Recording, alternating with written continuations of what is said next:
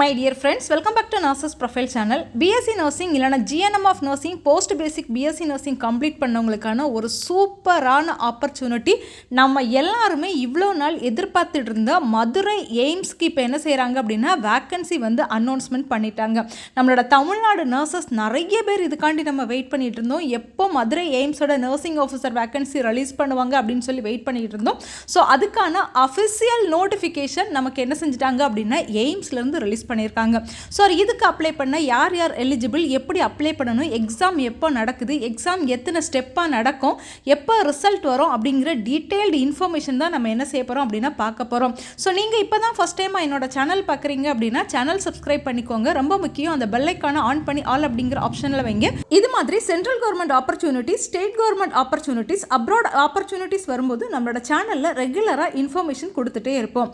So இப்போ மதுரையில் நமக்கு வந்து எவ்வளோ வேக்கன்சி இருக்குது அப்படின்னு பார்த்தீங்கன்னா டோட்டலாக 50 வேக்கன்சி இருக்குது. ஸோ இங்கே நீங்கள் ஒரு நர்ஸாக, அதாவது நர்சிங் ஆஃபீஸராக ஒர்க் பண்ணீங்கன்னா உங்களோட சேலரி பார்த்தீங்கன்னா 85,000க்கு மேலே உங்களுக்கு கிடைக்கும்.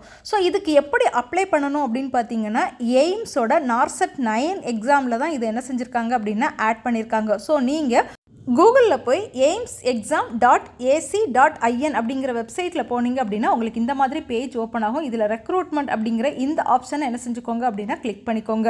ஸோ அதை கிளிக் பண்ணி உள்ளே போனீங்கன்னா பாருங்கள், உங்களுக்கு நார்செட் எக்ஸாமோட லைவ் அட்வர்டைஸ்மெண்ட் ஓடிக்கிட்டே இருக்கும்.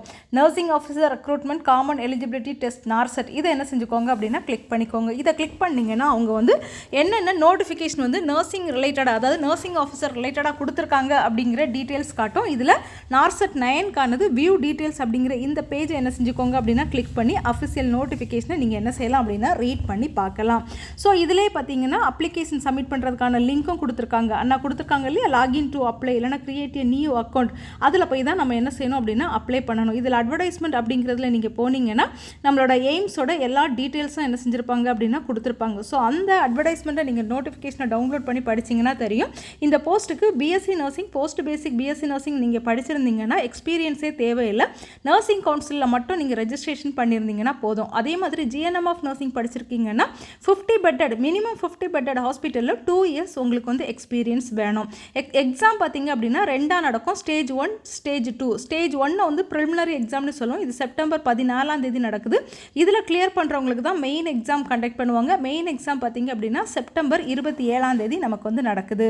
ஸோ இந்த எய்ம்ஸ்க்கான அப்ளிகேஷன் பார்த்தீங்கன்னா நமக்கு 27 ஓப்பன் பண்ணிட்டாங்க. பட் க்ளோசிங் டேட் பார்த்தீங்கன்னா 11/8/2025 வரை தான் டைம் இருக்குது. இன்னும் நமக்கு 3 நாட்கள் டைம் இருக்குது. தாராளமாக இந்த 3 நாட்கள் போதும். அப்ளை பண்ணணும்னு நினைக்கிறவங்க என்ன செஞ்சுக்கோங்க அப்படின்னா ஃபாஸ்ட்டாக என்ன செய்யுங்க அப்படின்னா அப்ளை பண்ணிக்கோங்க.